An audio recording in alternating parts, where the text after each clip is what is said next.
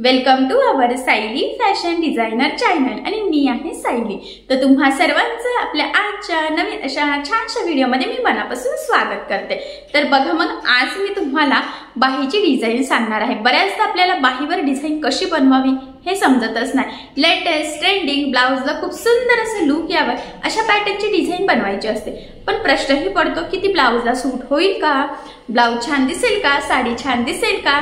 आणि काही जण असे असतात की ते फर्स्ट टाइम बाहीवर डिझाइन बनवत असतात, सो त्यांना ही भीती वाटते की छान ब्लाउज दिसेल का नाही। सो आजची डिझाइनमुळे नक्कीच आपल्या साडीला आणि ब्लाउजला खूप सुंदर असं लुक आहे अशी आज बाही डिझाइन मी तुमच्यासोबत शेअर करणार आहे। आणि ही जी काही बाही डिझाइन आहे त्याची कटिंग आणि स्टिचिंग दोन्ही पण मी तुम्हाला अतिशय सावकाश स्टेप बाय स्टेप आणि खूप काही महत्त्वाच्या टिप्स आणि ट्रिक्स सांगणार आहे, जेणेकरून हा व्हिडिओ बघून तुम्हाला अशी छानशी लेटेस्ट ट्रेंडिंग बाही डिझाइन सहजच बनवता येईल। ठीक आहे, चला मग आता वेळ न घालवता आपण आपल्या आजच्या छानशा व्हिडिओला सुरुवात करूयात। आणि हा व्हिडिओ तुम्ही स्किप न करता पूर्ण नक्की बघा, जेणेकरून बाय चान्स जरी तुम्ही कुणी नवीन शिकत असाल तरी सुद्धा तुम्हाला आपला आजचा हा व्हिडिओ बघून डिझाइन कशी बनवायची तर हे सहजच लक्षात येईल। ठीक आहे, तर हे बघा इथे तुम्ही बघू शकतात की जी काही बाही आहे ब्लाउजची तर ती इथे आपण ऑलरेडी कटिंग करून घेतलेली आहे।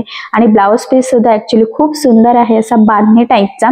त्यामध्ये खूप 2-3 कलर कॉम्बिनेशन आहे, येलो आहे, गोल्डन आहे, छोटे छोटे बघा ते बांधणीचं जे काही वर्क आहे ते ग्रीन आहे आणि स्काय ब्ल्यू आहे।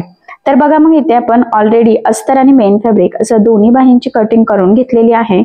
आणि आता सगळ्यात आधी मी डिझाइन कटिंग आणि म्हणजे मार्किंग कटिंग करण्याच्या आधी तुम्हाला या बाहीचं मेजरमेंट सांगते। तर बघा ही जी काही बाही लांबी आहे तर ती ऑलरेडी मार्क केलेली आहे आपण 8.5 ला, कारण की ती आहे 8 ची अर्धा इंच मार्जिन।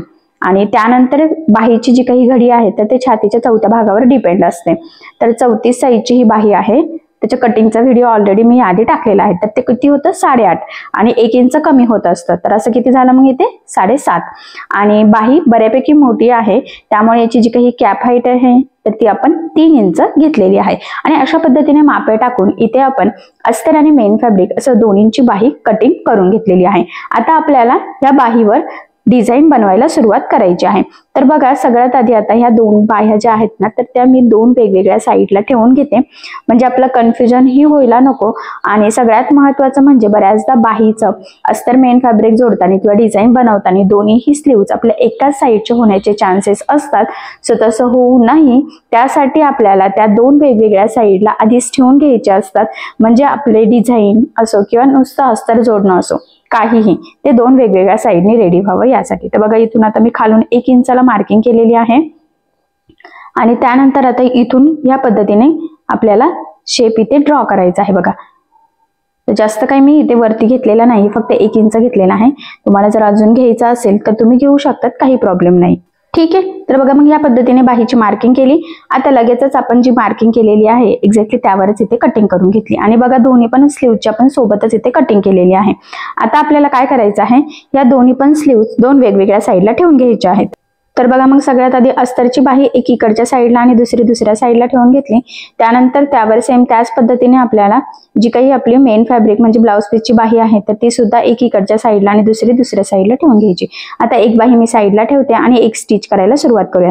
तर बघा मग दोन्ही पार्ट आपण इथे उलटे करून घेतलेले आहे। तुम्ही असंही लक्षात ठेवू शकतात की ब्लाउजची जी काही बाही आहे तर ती आपण सरळ ठेवली आणि त्यावर अस्तरची, आणि बघा 1/2 इंच एवढं मार्जिन ठेवून जसं आपण शेप ड्रॉ केलेला आहे बरोबर त्यावरच आपल्याला इथे टीप मारून घ्यायची आहे। लक्षात राहू द्या, टीप मारताना काने कोपरे व्यवस्थित आले पाहिजे, कारण की एकच तिथे कोपरा आहे आणि त्याचा शेप व्यवस्थित आला तरच बाहीचा शेप व्यवस्थित येणार आहे।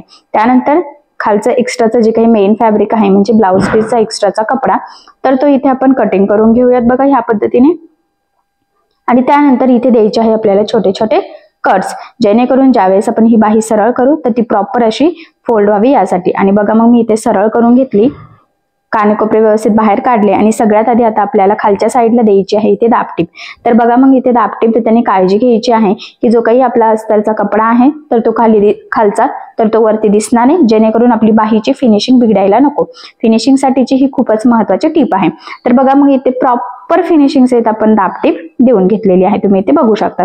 आता आपल्याला अस्तर आणि मेन फॅब्रिकची बाही इथे जोडून घ्यायची आहे कडेकडेने. आता ही टीप मारताना जेवढं शक्य आहे तेवढं कडेकडेने टीप मारायची आहे, कारण की आपण कटिंग करताना हे मार्जिन कुठेही ऍड केलेलं नसतं आणि महत्वाचं म्हणजे कुठे गोळा होणार नाही याची सुद्धा आपल्याला थोडीशी इथे काळजी घ्यायची आहे. आता ही टीप मारून झाल्यानंतर ब्लाउज पीसचा जो काही एक्स्ट्राचा कपडा आहे तर तो इथे आपल्याला कटिंग करून घ्यायचा आहे, कारण तुम्हाला सगळ्यांना माहित आहे अस्तरवर आपण परफेक्ट कटिंग करतो आणि एक्स्ट्राचा कपडा आपण ब्लाउज पीसचा कट करत असतो थोडासा, त्यामुळे मग या पद्धतीने परफेक्ट मापाची बाही आपण इथे रेडी करून घेतलेली आहे. ठीक आहे. आता हा जो काही पार्ट आहे तर हा सध्या मी इथे साईडला ठेवते. ऍक्च्युली शेप वगैरे एकदम व्यवस्थित सेंटरला आलेला आहे. त्यानंतर ब्लाउजचा थोडासा मी इथे कपडा घेतलेला आहे बघा, आणि हा इथून सेंटर पासून कट करते. एक पार्ट आपल्याला दुसऱ्या बाहीसाठी लागणार आहे तर तो मी साईडला ठेवते. हा पुन्हा फोल्ड केला आणि बघा इथून मध्यभागी आपल्याला कट करून घ्यायचा आहे. आणि आता चौकोनी छोटे छोटे सेम साईजचे इथे तुकडे करून घ्यायचे आहे बघा, म्हणजेच तुम्ही 1.5x1.5 किंवा 2x2चा इथे हा चौकोन तयार करू शकतात. ठीक आहे. आता याचे आपल्याला त्रिकोण बनवायचे आहे सिंपल असे. तर बघा मी एकदम छोटी साईज घेतलेली आहे, खूप मोठी घेतलेली नाही. तुम्हाला जर हवं असेल तर तुम्ही थोडीशी मोठी सुद्धा इथे त्रिकोणची साईज घेऊ शकतात. आता मी लावताना तर खरं तर यापेक्षा सुद्धा थोडी छोटेच करणार आहे, कारण की बाहीला छोटे त्रिकोण असले तरच छान दिसतं, खूप मोठे असले की त्याला व्यवस्थित असं लुक येत नाही. सो त्यामुळे तर बघा मग ह्या पद्धतीने व्यवस्थित मी इथे टीप टाकून घेते आणि हे सगळे त्रिकोण रेडी करून घेते. तर हे जेवढे काही त्रिकोण आहेत तर हे मी एका स्लीवसाठी रेडी केलेले आहेत. बाकीच्या म्हणजे दुसऱ्या साईडच्या स्लीवचे मी ती स्लीव स्टिच करताना करेन, आणि जर का कमी पडले तर अजून करूयात, आणि उरलेच तर मग पुढच्या स्लीवला सुद्धा आपल्याला इथे काम येतील. ठीक आहे. तर बघा मग इथे सगळे त्रिकोण रेडी झालेले आहे. आता मी हे सेपरेट कट करून घेते बघा, आणि त्यानंतर काय करायचं आहे, आता कट तर झालेलेच आहे, एक्स्ट्राचं इथे कट करायचं आहे खालचं सुद्धा, म्हणजे व्यवस्थित फिनिशिंग सहित आपले हे त्रिकोण रेडी व्हावं यासाठी. ठीक आहे. तर सगळ्याच त्रिकोणचं, कारण की थोडं किंचित तरी खालीवरती झालेलं असतं, सो त्यामुळे ते कट केलं की अजून फिनिशिंग आपली व्यवस्थित येते. सो फिनिशिंग साठी सुद्धा ही खूपच महत्वाची टीप आहे. आणि बघा मग ह्या पद्धतीने हे सगळे त्रिकोण आपण ते रेडी करून घेतलेले आहे. आता आपल्याला हे लावायला सुरुवात करायची आहे. तर हे बघा ह्या पद्धतीने आपण डायरेक्ट लावू शकतो, मध्ये थोडासा गॅप ठेवून किंवा एकदम जॉईंट करून सुद्धा, किंवा आपण फक्त सेंटरला एक असं सुद्धा लावू शकतो. तर मी इथे सेंटरला एक असं ठेवते आणि मग कडेकडेने ठेवते. तर मी म्हटल्याप्रमाणे बघा एकदम छोटे छोटेच मी बाहेर काढलेले आहे, कारण मला जास्त मोठे इथे लावायचे नाही. आणि पुढे तर लावले नाही, मी इथून स्टार्ट करते, कारण की पुढची बाही तर आपली फिटिंग मध्ये जाणार आहे. सो त्यामुळे तर बघा मग या पद्धतीने व्यवस्थित एकसारखे दोन तरी एट अ टाइम पकडायचे आहे व्यवस्थित दाबून, आणि मग आपल्याला इथे टीप मारून घ्यायची आहे. पुन्हा सांगते, ते दोन त्रिकोण मधला ऍक्च्युअली डिस्टन्स सेम येईल आणि खाली सुद्धा व्यवस्थित एकाच लेवलमध्ये येतील. तर याची थोडी काळजी घ्यायची आहे, कारण त्यावरच आता आपली फिनिशिंग डिपेंड आहे. बरेचदा आपल्याला सिंपल बाही डिझाईन बनवायची असते, खूप अशी डिझाईन नको असते बाहीला. तर अशा वेळेस तुम्ही ही डिझाईन नक्की बनवू शकतात. सगळ्यात महत्वाचं म्हणजे एकदम कमीत कमी टाइम मध्ये झटपट रेडी होते आणि बनवायला सुद्धा खूपच सोपी आहे. तर बघा मग किती सुंदर व्यवस्थित एकाच लेवलमध्ये हे त्रिकोण लागले गेलेले आहेत.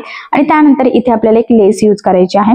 तर इथे तुम्ही तुमच्या आवडीनुसार कुठलीही लेस यूज करू शकतात, पण मी म्हणजे बघा हा बांधणीचा ब्लाउज पीस आहे, तुम्ही म्हटल्याप्रमाणे थोडंसं प्रिंट वर्क मध्ये, आणि त्यामध्ये येलो, गोल्डन, स्काय ब्ल्यू आणि ग्रीन असे 4-5 कलर आहे. सो त्यामध्ये ग्रीन आहे म्हणूनच मग मी इथे ग्रीन आणि गोल्डन कलरच्या कॉम्बिनेशनची लेस यूज करत आहे. तर बघा मग ती इथून ह्या पद्धतीने मी लावून घेत आहे, आणि हीच लेस मी बॅकनेकला सुद्धा लावणार आहे, म्हणजे बॅकनेक आणि बाही आपलं दोन्ही पण मॅचिंग व्हावं यासाठी. तुम्हाला वाटत असेल तर तुम्ही ह्या 2-3 कलरपैकी कुठल्याही कलरची लेस लावू शकता, किंवा सिंपल गोल्डन लावली तरी सुद्धा चालेल, कारण गोल्डन सुद्धा कुठल्याही ब्लाउजवर इझिली मॅच होते. पण मी इथे ग्रीन आणि गोल्डन कॉम्बिनेशनची लावली, आणि ती सुद्धा एकदम छोटीशी बारीक लावलेली आहे. तुम्ही ब्रॉड सुद्धा लावू शकता. आणि इथे बघा मी लेसला डबल टिप सुद्धा देऊन घेतलेली आहे. मी नेहमीच सांगते शक्यतो लेसला डबल टिप द्यायची, जेणेकरून फिनिशिंग छान येते, लेसवरती तरंगत सुद्धा नाही आणि ती पॅक सुद्धा लागली जाते.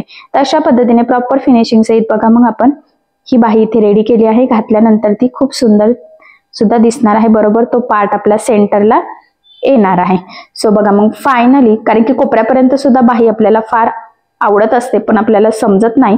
सो अशी बाही तुम्ही नक्की ट्राय करून बघा. नक्कीच या बाही डिझाईनमुळे तुमच्या साडीला आणि ब्लाऊजचा खूप सुंदर असं लुक आहे. आणि सगळ्यात महत्त्वाचं म्हणजे याची पद्धत इतकी सोपी आहे की बाय चान्स जरी तुम्ही कोणी नवीन शिकत असाल तरी सुद्धा तुम्हाला अशी बाही डिझाईन सहज बनवता येईल. आणि तुम्ही बघू सुद्धा शकतात किती छान अशी आपली ही बाही इथे रेडी झालेली आहे. सो अशी छानशी लेटेस्ट ट्रेंडिंग बाही डिझाईन तुम्ही सुद्धा नक्की ट्राय करून बघा. आणि जर तुम्हाला काही प्रॉब्लेम येत असेल तर मला कमेंट करून नक्कीच कळवा.